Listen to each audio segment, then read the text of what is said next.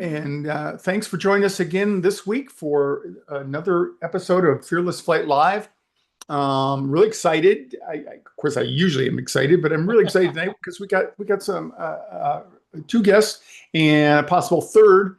We just did one of our Clear for Takeoff 101 LA edition classes over at the Air Hollywood Studios on Saturday, and it's always fun for me. I think it was fun for the people there, but we have two people who were there, so I asked them to come on tonight, and we'll talk a little bit about their story, about the experiences, and just in general where they're at. So anyway, we've gotten great feedback from everybody that wrote back to us. So I just gotta say this: if you're watching from California and you're nervous to fly, and you didn't show up, really make sure that the next time we do this, because I already had an email, oh my God, I wish I would have come. And that person didn't even see all the smiling faces that are going to be on the screen in a minute. Yeah. It's just an opportunity that you don't want to miss if you have the chance to do it. So anyway, okay. So welcome. Dieter, you shipped your folks back since we last talked. They made it all the way back to Austria. Yes. They had a little faux pas, right? The flight was. Well, they didn't have a faux pas. Lufthansa, the pilot union and the flight attendants are on strike, still on strike, and so their original flight on Lufthansa was canceled, and so they had to wait a couple of days and then fly with another Star Alliance carrier, Air Canada, back to Austria. So, even though they're quote unquote not afraid to fly, it really hit home that, a lot of us don't fly very much. So traveling and going to an airport, it can bring up a lot of anxiety. And it was kind of really interesting to facilitate all of it for my parents, who also don't, they speak English, but it's not the same as if you get information in your own language, right? And your dad's got some health challenges, right? Does that make him more anxious when the flight's disrupted like that?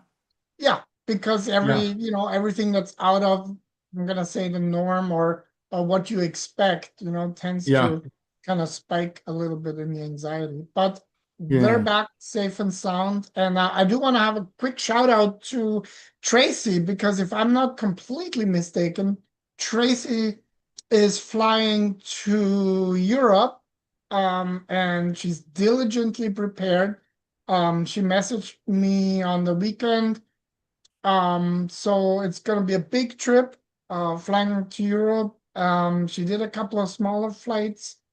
But this is going to be a huge, huge adventure for her. So I want to wish her all the best. And Ron, Tracy has been with us for many, many years. So and I've flown with Tracy twice personally. So best of luck. And okay, so let's turn this thing on and get in the presentation. Make sure that I have it up and running.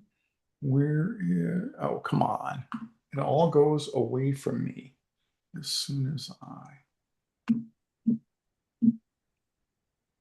Okay, here we go. There we go. Now we're cooking. That's it. And I will. My picture disappeared. There we go.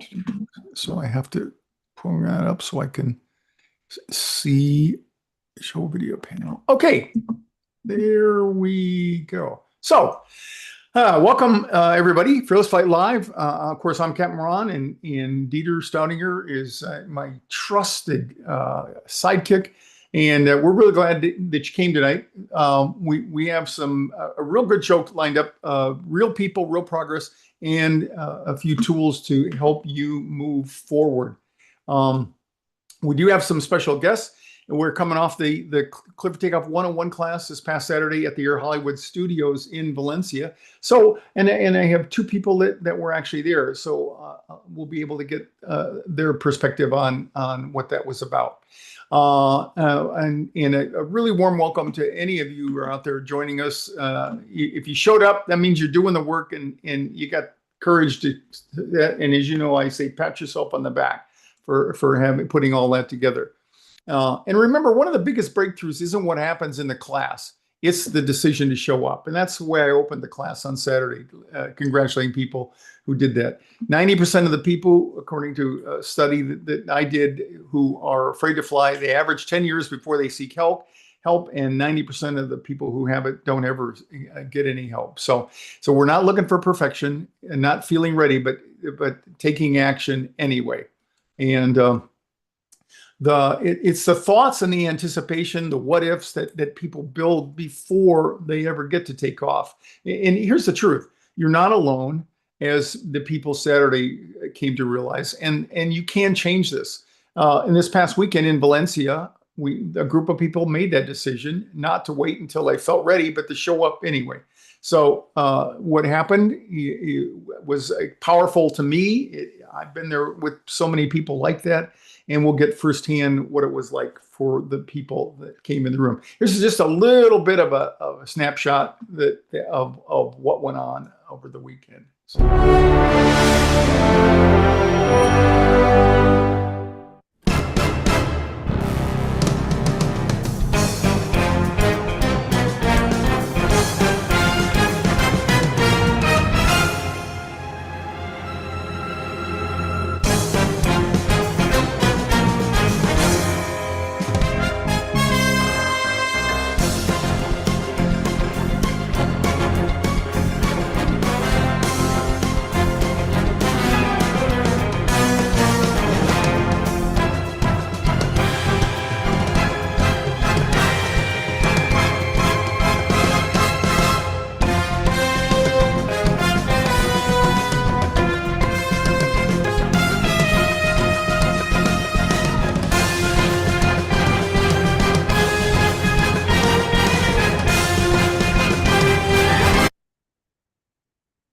Oh, don't do that. Sorry.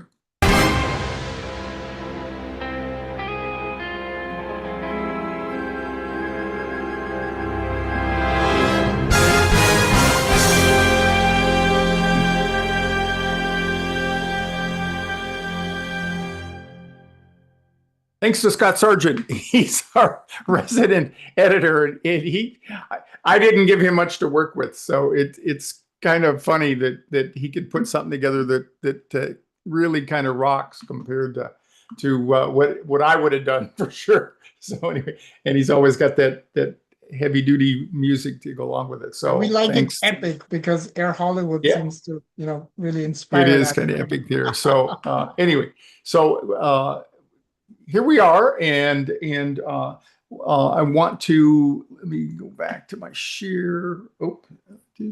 All right. I also think we have Alex coming in. So there we go. Just give me a second and I'll bring Alex as well. And maybe we'll bring everybody in at this point, Ron, because absolutely bring everybody in. And Jerry, Sarah, if you please want to turn on your sound and your camera, light, camera, action. There we go. And Alex, you as well, if you're ready already. Okay, and if I can find the video. There we go. Okay, so we've got 3 folks who were there over the weekend. Alex Martinez. Alex, you and I have known each other for how long now? When you made a trip to Japan. Yeah, no, I took originally I took your class back in 2022, and then shortly after I took your class, my family and I took a trip to Ireland. So since then, I've been to Ireland, New York, Canada, Florida twice, and Japan, and most recently Scotland and England. So I've done my fair share of flying. And the hard stuff, going across the water. yeah. I mean, so no, I've been doing it. I've been doing. Hey there, I remember you. Hi, Sarah. Hey. Hi, Alec. And that's appropriate you did that, because that's one of the best things when we go fly together or we meet together, you get to know other people and you don't just have to rely on me saying it's really going to be okay when you get on that thing here. So, and Jerry, if you'd like to say hi and introduce yourself. And we met last summer. We were just touching base there beforehand. Yeah, hi everyone.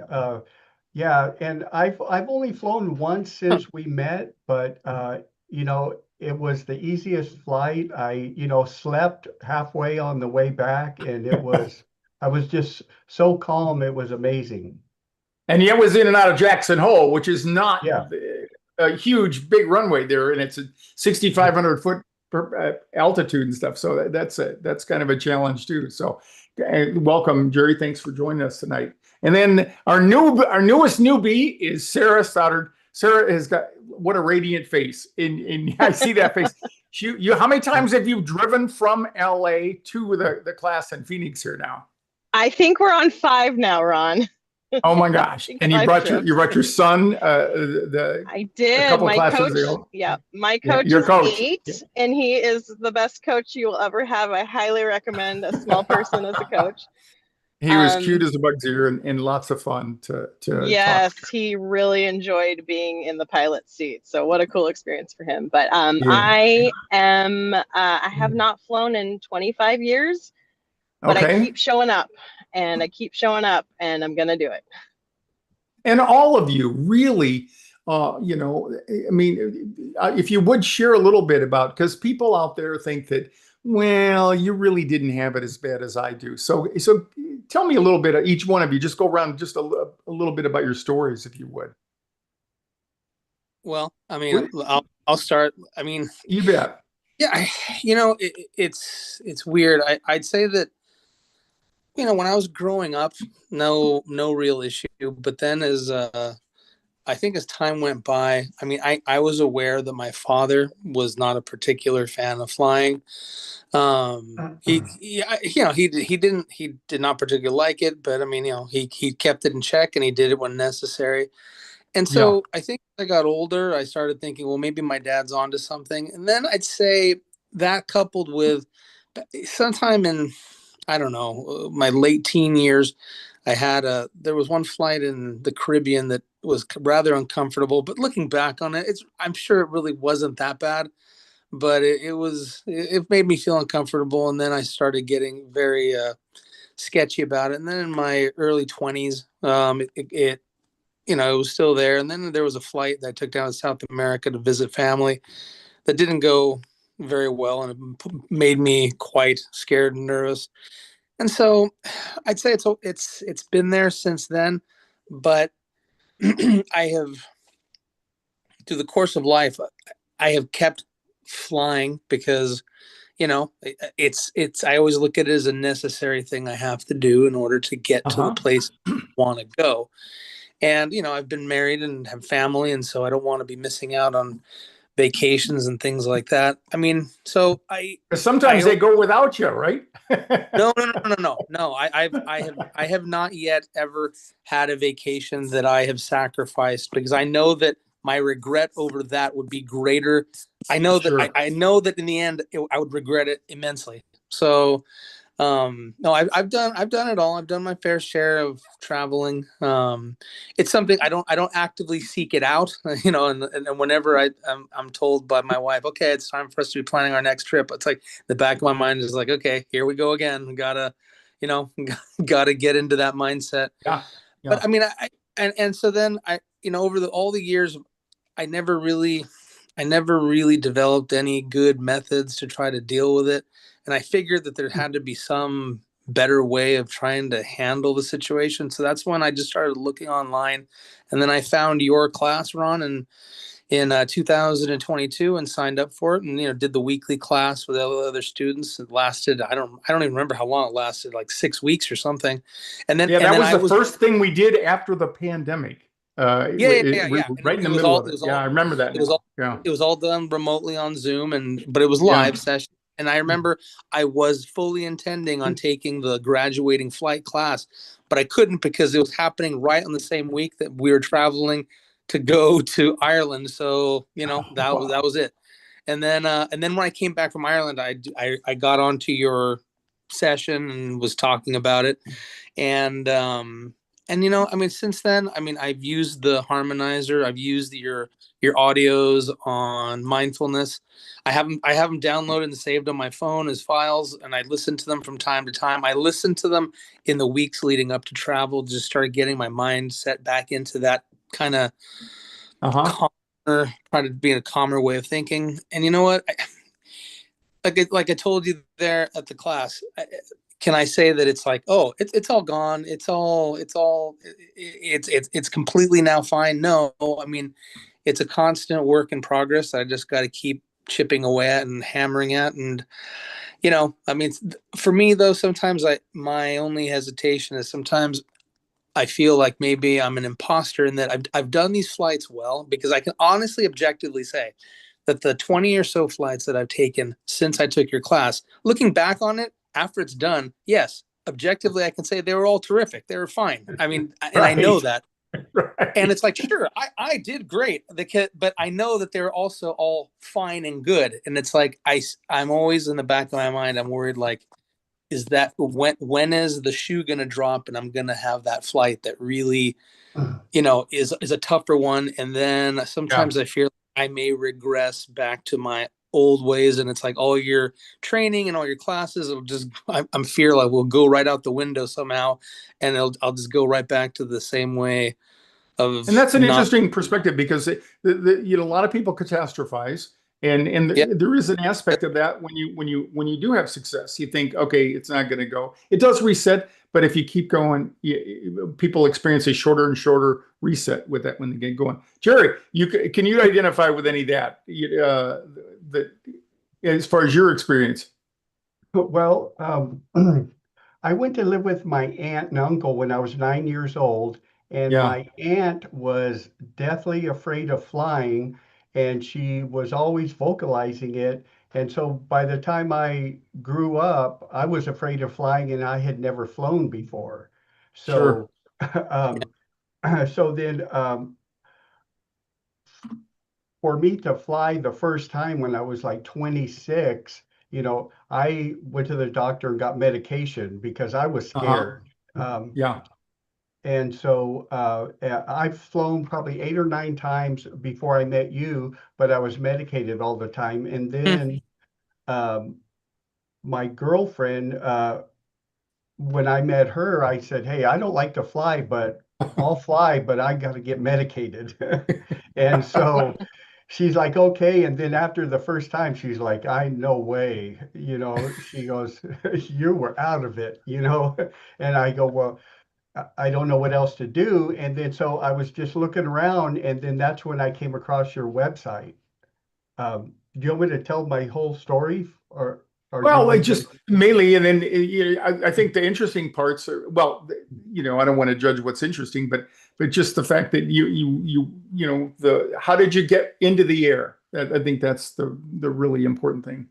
Like I said, I was medicated, and so it wasn't, but I was still scared though, actually. Sure. Even though I was medicated all the way up until, boarding, the flight, I was scared. And then when we would land, I'd be scared because I'd have to, knowing that I was having to go back on the plane, even though I was going to be,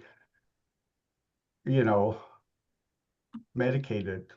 Sure. So it just got to where it was, really unworkable to be medicated. Yeah, and it's not only not workable. You feel, nobody likes to feel out of control the way you do when you're like that. Yes. And so and it is very difficult and stuff. But so when you did, you mentioned that you flew to Jackson Hole. That was was that a vacation there? Was it?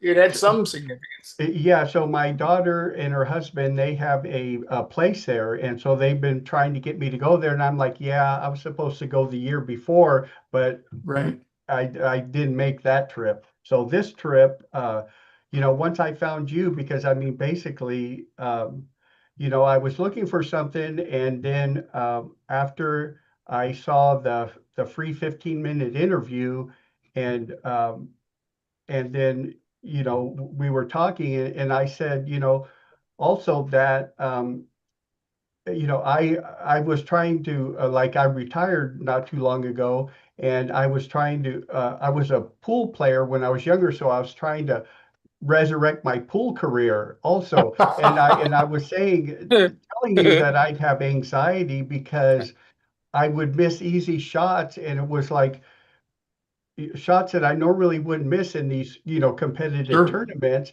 And it wasn't because of the money, it was just I just got nervous. And when you said, oh well, I might be able that might help you also, then that really I thought I was going for a twofer that way.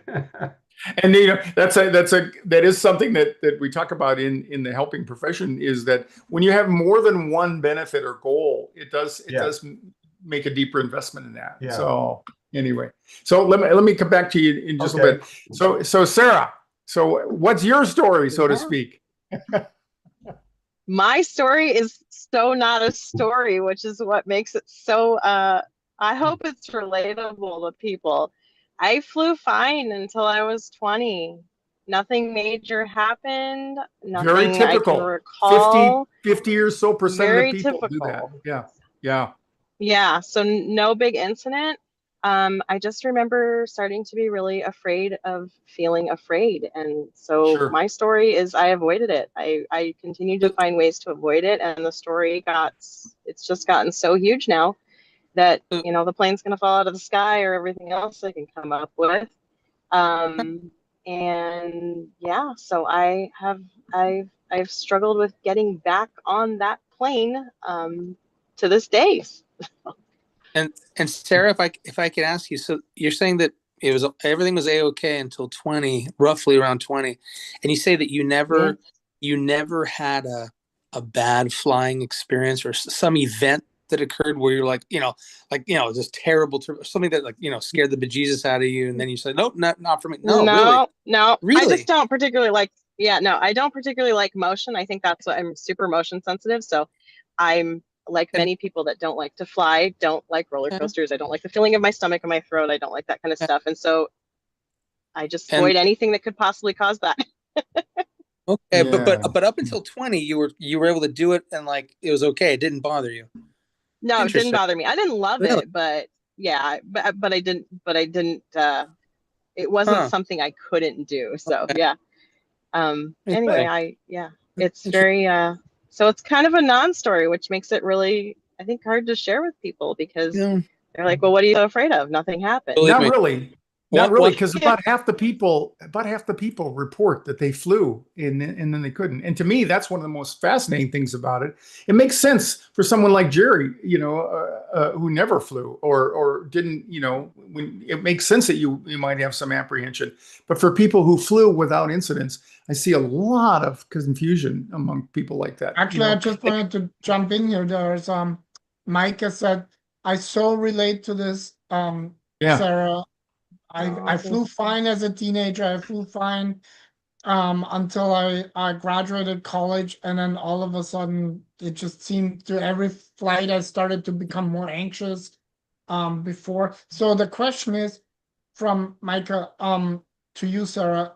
Yeah. So do you have anticipatory anxiety? Like, let's say you're gonna go on a flight.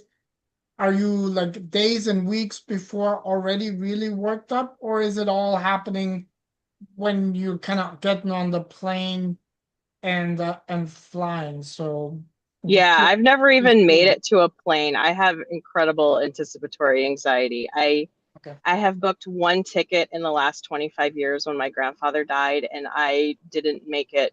I made it to 2 days before the flight and had a complete hyperventilating panic attack and couldn't even fathom getting into the car to go. So it's very much anticipatory anxiety, and it's crippling. And I'm sure that a lot of people can relate to that. The thought of ever getting to an airport, there's no way. The thought of ever going on it. The first time I met Ron was the first time I had stepped on a plane in 25 years. And I had a complete meltdown in front of a whole bunch of strangers. And Ron turned to me and said, whatever you do, don't laugh. And I started laughing my ass off. And that was the moment I realized that I could do it. You are such a stinker. You literally said, don't laugh. And I started ugly laugh crying. It was great. But it took the edge off, and it kind of snapped me out of it for a second. So that's the closest I've been in 25 years. Well, it is a bit of an odd thing to say to people who are there for the exact opposite purpose, but it just, you know, it's something that I did one time with somebody, huge young lady, and she very similarly had a meltdown, and I looked her in the eyes and said, it's okay, talk to me about it and stuff. And then at one point I said, you know, whatever you do, don't laugh, because it's a very serious situation. And the same thing happened. So I have trial tested it before, but it's kind of funny. Let me ask a quick question to all of you. Do you ever have the sense of going for help or getting on an airplane and then stopped? And I think obviously if the anticipatory anxiety did that, you know, is there been anything in the last year when you thought, oh, I can do this, and then something stopped you? You guys are probably down past that road there, but I feel I'm past that, but I've only flown once since we originally met last July. Yeah. But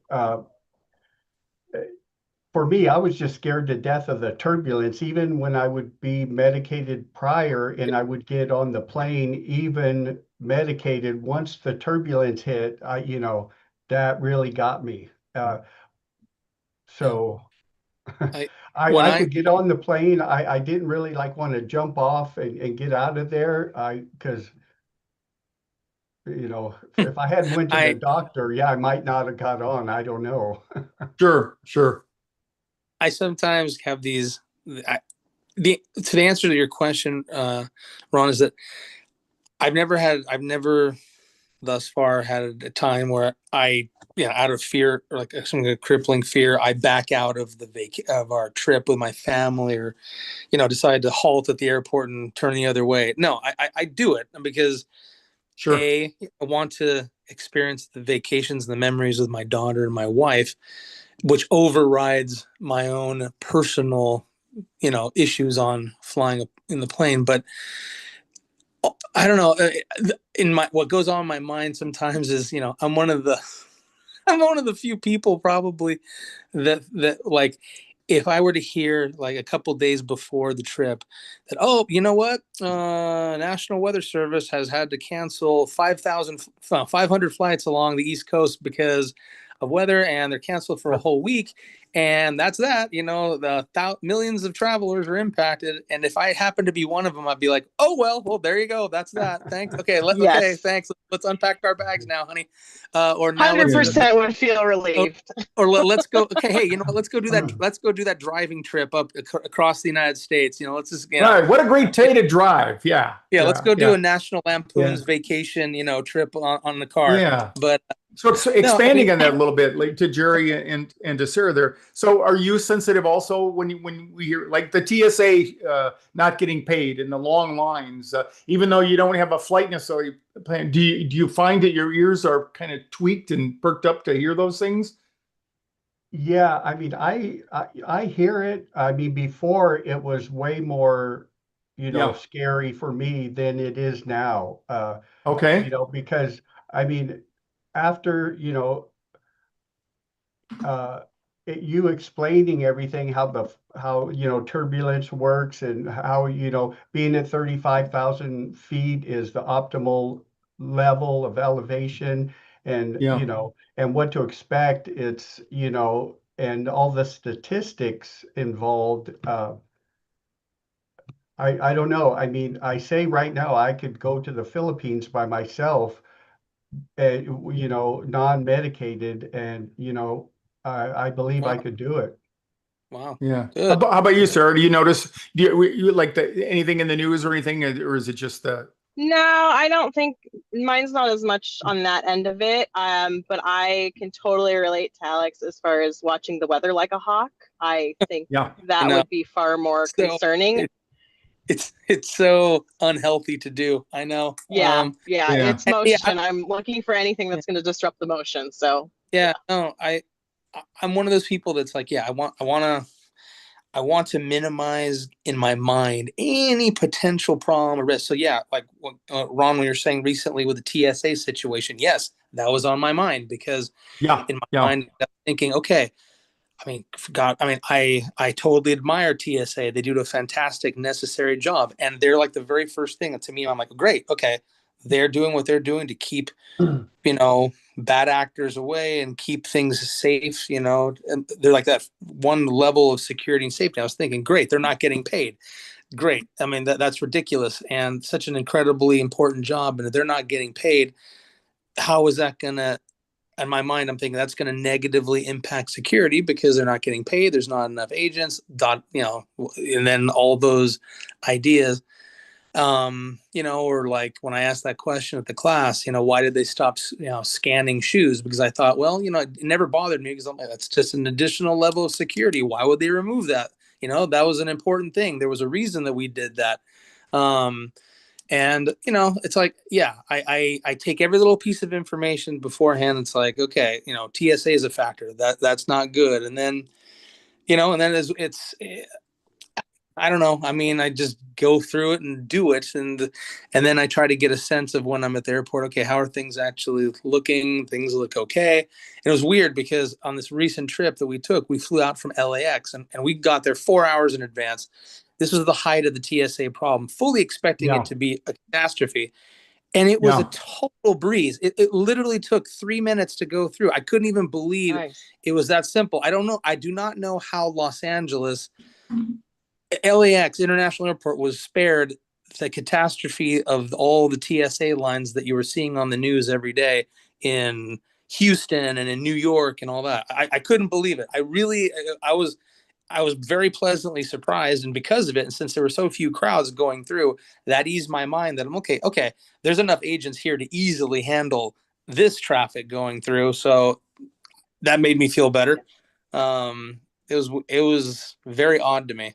So yeah, and you never really know, and that's why we say education is primary. Learn more about flying, aviation, the system, all those kinds of things, because you can then intervene on yourself there. In the meantime, I put up a poll up there, and we'll just keep talking here because you three embodied these here. We're just curious. Anybody watching down there, if you can see this, you might put in the chat there. 1, I haven't flown in years. 2, I can fly, but very anxious. 3, avoid booking flights at all costs. And 4, working on it actively. So we'd just like to throw that out to those of you out there because the 3 courageous volunteers here this evening have been where all those are. What would you say to somebody out there? I'll ask each of you, to them right now, if they're on the fence, and on the fence can mean a variety of things. They're on the fence, they're going to reach out. They're on the fence, they're going to take a chance at fly. They're on the fence, they're going to talk to somebody and see if they can't get some help. What would you say to somebody, particularly, people say, I'm not going to get over this. Did any of you have any discouraging thoughts along your way about reaching out? Go ahead, Sarah, you're nodding your head. Oh yeah, I was convinced that I didn't want to go anywhere. I told myself that I didn't want to travel, that I hated traveling. I didn't want to go anywhere. I didn't want to see anything, so I didn't have to feel that sense of loss. I needed to hear people like us 20 years ago. I needed to hear someone else tell me that they felt the way that I did, because I felt really, really alone. Absolutely. So I'm hoping just even being here today that maybe somebody else needed to hear something. And that makes the difference. You don't have to tell yourself you're going to get on a plane today. I've been doing this for over a year and I'm not getting on a plane yet. And that's okay. You just need to show up for yourself. And I think that's what I needed to hear. Is I just needed to take a baby step and be open to having a conversation about how I felt about flying. And I didn't think that was okay.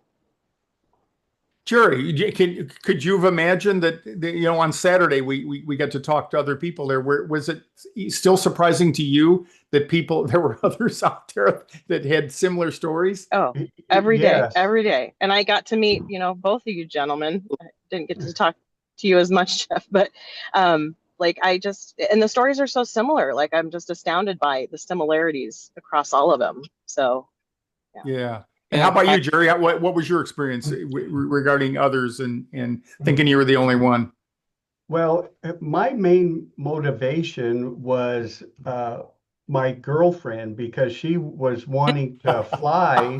And if I wasn't in a relationship with her, I probably wouldn't be here right now. I'd still be saying, Yeah. okay, I'll fly, but only when I'm medicated. And then it had to be a reason where if I felt like, okay, if I die, that's okay, because wherever I'm going, it's worth it, right? Right. You know what? yes. If it helps anybody else, to add to what Jerry just said, I can actually up that even more to what Jerry just said. It's I mean, the truth be told, I mean, my current wife and child, this is my second marriage. Okay. I've done far more traveling with my wife and my daughter than I've ever done before, and I've enjoyed it. And I'm glad that we've had these experiences together as families, seeing the world, exposing my daughter to other places around the world.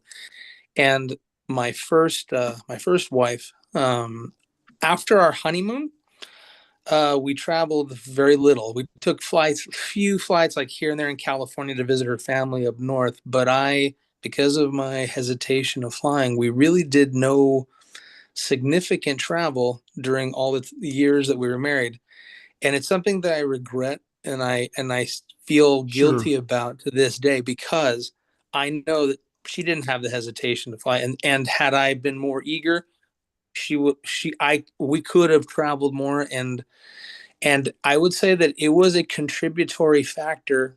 I mean, not the sole factor, but I'm sure it was a contributory factor to our marriage not succeeding. And I feel it is one of those regrets that to this day, I feel like, we were together about 9 years, and I feel like I kind of robbed her of 9 years of memories and travel that she could have had otherwise. And now, since we're still friendly with each other, and now that we're divorced, I mean, she travels plenty to her heart's desire, and I'm glad for that.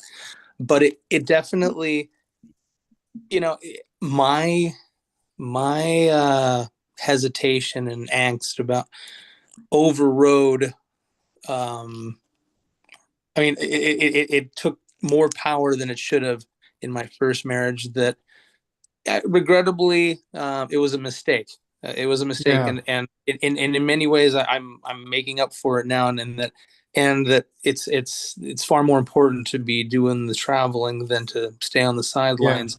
And that's a common theme. That's a common theme amongst people. There's a lot of sadness usually, and one of the things that I hear a lot when we do the classes and fly with people is people will say, "Geez, I wish I'd have done that sooner." So again, kudos to all of you out there. I'm going to ask Dieter to come in here and see if we had any poll results on how active are people out there, and we do. So I think the overwhelming, like, number 2 seems to be the biggest. So can fly, but very anxious. And then the next one is working on it actively. So, I'm hoping that lots of people keep tuning in to these weekly live shows. They are a great resource because, as you can see, it takes a lot of courage. Thanks, Jerry. Thank you, Alex and Sarah. And it really is life-changing when you get the confidence that you actually can step on an airplane. And I want to hear more about Jerry's pool game too. But the other thing I want to point out, we have and I know Ron might have some slides, but we already had some questions. So we do have our monthly group coaching webinar coming up this Thursday, and Yep. usually it's free if you're a Fearless Flyer Club member, but it's $47. But for this month, we actually made it completely free because, and maybe you guys can speak to that a little bit.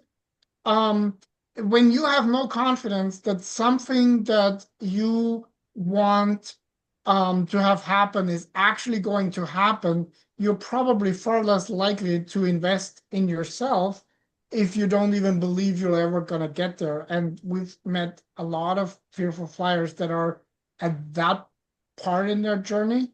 So, and I know, Jerry mentioned if it wasn't for someone that he loves very much, he probably wouldn't be here today. So anyway, Ron, do you want to? Yeah, well, for sure. We want to talk about that. We're the main thrust of this Thursday's webinar, and the reason we wanted to open it up to get as many people as possible is we have introduced this new instrument called the Flight Anxiety Profile. And so far, we've had a lot of people take it. We've had people who have been with us for a number of years. We had a beta group we put together who take it also to get validation on if they had this, would it have helped, and did their path replicate some of the things that our goal was to see with the initiation of this profile, and it's been very validating so far. So we're gonna really take a deep dive into the Flight Anxiety Profile, and when we get together on Thursday night, and it is free, Thursday night, 6:30 Pacific, 9:30 Eastern. I hope that the three of you can come, or at least watch the replay. There will be a replay, but I think there's some real value in coming live to this, and I want to touch on that a little bit with our guests here tonight. We will touch just a little bit, and then we'll come back to this before we leave. For the three of you, was it an advantage to come and talk to other people, or let's say, what was the advantage? How did it help you, and what was the experience like when you were talking to other people? Well, I mean, I have always found, actually, from the time that I started with your class in 2022 all the way through last Saturday, I've always found one of the, I don't know, for me personally, one of the best aspects is just to have finally met with and interfaced with and talked to other people that had the same kind of fears as I did. Because up until that point, I knew intellectually there were other people out there that certainly, anxious about flying, but I had never actually been in a group environment with a bunch of different people who all had the same kind of, fear and anxiety as I did. And also just to hear different stories about how people got to that point. And also to be perfectly honest, sometimes when you hear other people and their stories, you're like, you know what? I mean, or their anxieties might even be bigger than yours. It's like, okay, maybe I'm not alone. I'm not that bad off. I'm not that bad.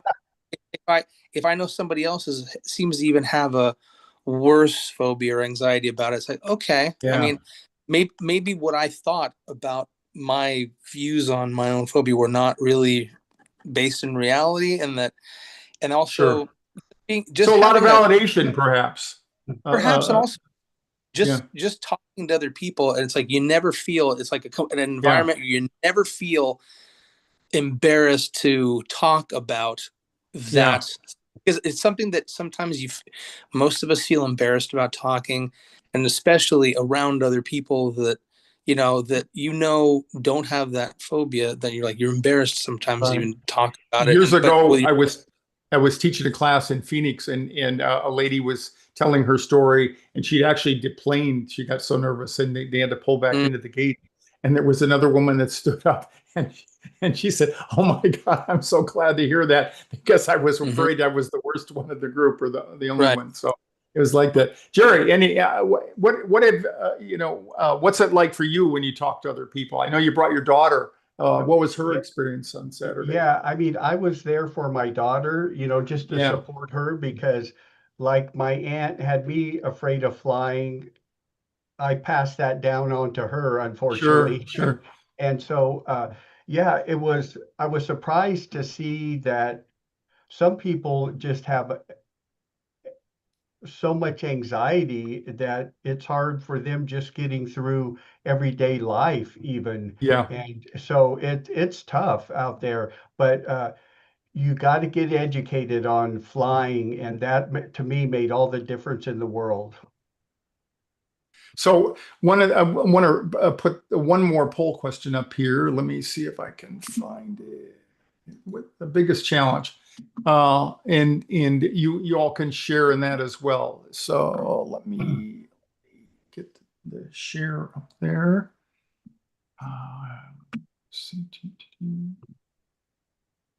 Yeah, I'm not as fluid on this as I am in the air, but that's to be expected. So biggest challenge out there for you, Jerry. What was the biggest one for you? Anticipatory anxiety, turbulence, feeling trapped, or Turbulence, without a doubt. turbulence? Scared me Okay, to death. okay. And how about you, Alex? I'd say, I mean, really, if I had to put it down, the worst, yeah, it's turbulence. I mean, Yeah. anticipatory anxiety I have, but it's anticipatory anxiety about the turbulence that's going to happen. So, I mean, it is turbulence, even though, I mean, yeah, no, I'd have to say it's turbulence. Absolutely. Okay. Okay. No one likes turbulence. What's that, Sarah? I said, no one likes turbulence. I think we all have some sort of anxiety around turbulence. It's like, yeah, I mean, there are it's not fun. there are a select few people who have said that unless they have some turbulence, they don't feel like it's real. It's sort of like the Twilight Zone. They're sitting there, it's too quiet. But they're really in the minority. Most people do worry about the turbulence more than anything. I'm going to introduce this tool that I came up with prior to Saturday. I call it the anticipatory spiral, and it's an activity that we do in there. It's something you can do on your own as well. We're going to talk about this in much greater detail again on Thursday night. As I mentioned before, and Dieter alluded to, we're going to talk about the flight anxiety profile, and it's going to be a hands-on approach. We have the benefit of Zoom, of doing breakout rooms, so you get some sense of meeting other people. You don't have to listen to either me or Dieter the whole time, and it's really helping. This is what we're seeing. We got some data to report on the instrument, the flap there, and we're finding with some people it really changes everything. It helps give them some direction and a little bit of do-it-yourself kind of opportunity. So again, Thursday night, 6:30 p.m. Pacific, 9:30 p.m. Eastern, and we'd love to have you join us and live if at all possible. And like I said, if nothing else, remember you're not alone at all, and we really hope that you can join us. So let's wrap this up. Just one final word there with people, or with all of you. Again, just what would you tell people who are out there thinking, I'm the worst, or this has been with me, I don't believe that I can get over it. Just what would you say to them? I would say sign up for that 15-minute free coaching session, and because that's where Captain Ron changed my life. I'm telling you, after that 15, well, it actually went about probably 40 minutes, but I just still remember you asking me, what are you afraid of? And I was like dying. Right. And I saw that look on your face, and he goes, well, most people have the anticipatory, anxiety, so they don't get on the plane. But I was getting on the plane, but yeah, I was medicated, but I didn't want to be medicated. And so when you told me or asked me, what happened in your childhood, and I told you that my mom died when I was 9 years old, Sure. and how you tied all of the anxiety and the fear in, you know, the way you explained it, you know, being that young and losing, you know, a parent, it just, everything just changed for me. And so, you know, and then after that, I booked a 1 hour session with you, one-on-one coaching, and you know, where you get well, you have a chance to get like a personal You and Alex both, we did personal visualizations for both of you, and yeah, I'll have but Alex comment on that. and then I also got the Fearless Flight kit, which had the Uh-huh. harmonizer in that. And I would say to everybody, get the harmonizer. At least for me, I just put my headphones on and with the noise canceling on and listen to that 32-minute audio. And just listening to it during the day makes all the difference in the world. It gives you so much more confidence. You know, and in that 1 hour session when you explained about how turbulence works and Uh-huh. and all the noises you hear and what to expect, and that coupled with the harmonizer, it just made all the difference in the world. And then it was like everything was clear as day. I wasn't even in fact, like I said, on the way back from Jackson, I probably slept half of the way back. And Yeah, that's great. And audio seems to be a tool that helps a lot of people, because when you get so anxious, it's hard to cognitively, we lose our resources, and it's really hard to make up, or to conjure up opposition to that chatty little box in up there yeah, that wants to scare us up there. Alex, I think we actually made one that was customized for you going over Yeah, water, didn't we? right. When we were that was, yeah, a year ago when my family took a trip to Japan, you had done a personalized one. Um, I would say to people, I'd say, look, if you are looking into this program and you've already started the process, it's because you want to be able to do this. If everybody who signs up for this or is looking, is because they want to be able to travel and do other things in life and not have this prevent you from being able to enjoy the experience of living and traveling that you want to do. And I'd Right. also say people, I'd say, well, if you think, well, mindfulness, a harmonizer, a different way of resetting your brain or thinking, if people think, oh, well, that's just who it's just a bunch of new age stuff. I'd say, no, it's not, because it it, it absolutely can help. And it gives you tools to handle the experience of flying differently, to try to set your mind in a different place. And plus, here's another thing for anybody out there who hasn't done it. You're not getting this instruction from just a psychologist or somebody who's just saying, oh, I've studied these things and this helps you out flying. No, you're getting this from a professional airline pilot who's been piloting for what, 40 years. I mean, who's My a arms are professional tired, as they say. a professional a professional trained airline pilot, a jet airline pilot who's been doing this for years, who knows planes and aviation like the back of his hand, and then on top of that also developed this system. I mean, this is worth a shot and worth trying, because it'll provide you some tools that you may not have been aware of before, that can definitely help you, get through the journey.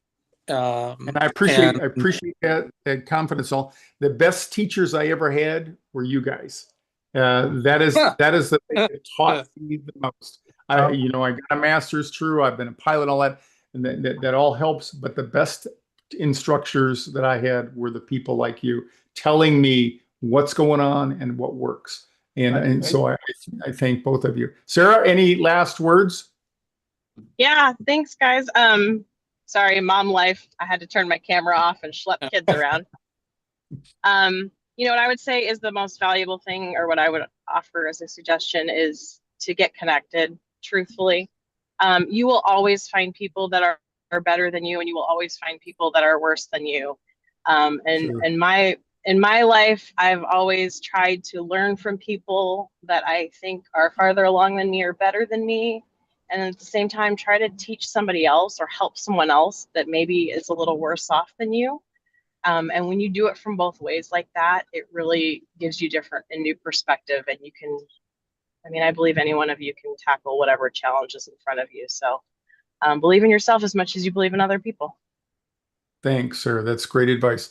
And as we wrap up, I just want to take a moment to acknowledge the three of you again, and taking time and volunteering and sharing your vulnerability with people. That's the thing that touches me the most.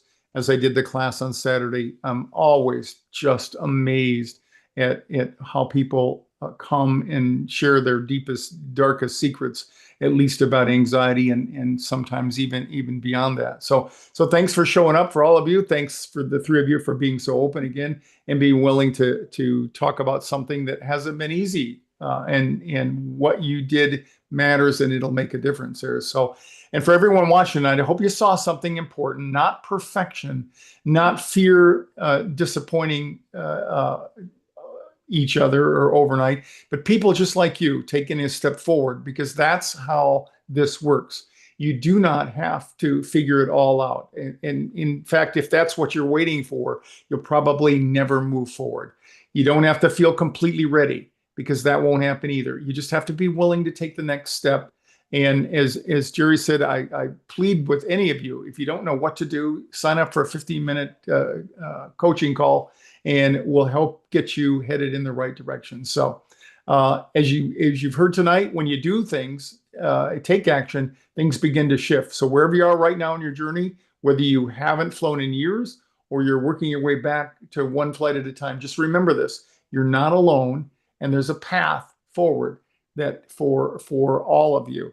And just keeping on, and don't give up. I think everybody would concur there. So, Dieter, any closing messages or anything? Actually, Jerry, go ahead. Jerry, go ahead. I just wanted to say also that I was scared of, like, amusement park rides before also. Then right after that, when it got back, we ended up going to Disneyland with all my grandkids, and the rides didn't even bother me. And I was like, oh, that's awesome. Yeah. So Grant was the hit of the party. It sounds yeah. like. If he can do it, anybody can. So Right. Dieter, any last words? Yeah, I mean, like you said, the 15-minute coaching call, for sure. But even if that's a little bit too much, go take that flight anxiety profile survey. You'll get a 10-page personalized report to how you actually relate to your flight anxiety and what actually can help you the most. So yeah, that's it. And I hope to see you on Thursday. And once again, thank you, Alex and Jerry and Sarah and all the people that came out.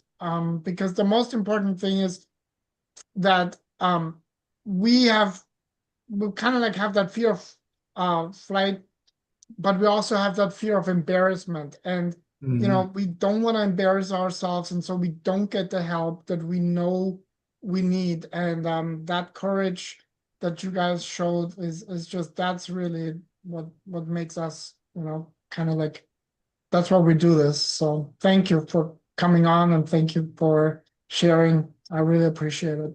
Thank you. And that wraps us up for another week, everybody. Thanks. Keep coming back, and we'll see you again next week for